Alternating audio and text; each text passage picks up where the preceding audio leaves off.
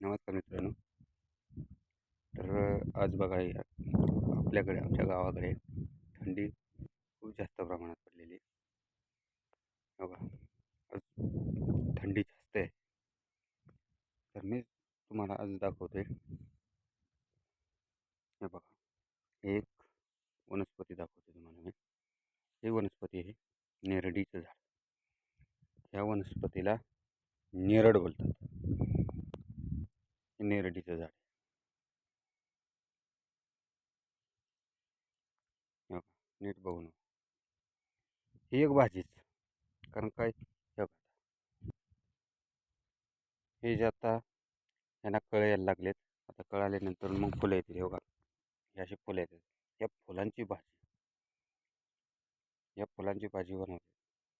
फुलांची भाजी एक नंबर असते, खायला चविष्ट असते. ही नेरळ आहे. ही जी फुलं गुलाबी कलरची असतात आणि बारीक असतात. ही नेरळ आहे. तर मित्रांनो, लाईक करा, शेअर करा, फॉलो करा. अजून तुम्हाला वेगवेगळ्या वनस्पतीची नावे ते कशावरती आहे ते पण तुम्हाला मी सांगणार आहे. तर ही वनस्पती आहे, तर ही वनस्पती भाजीची आहे. या वनस्पतीच्या फुलांची भाजी बनते.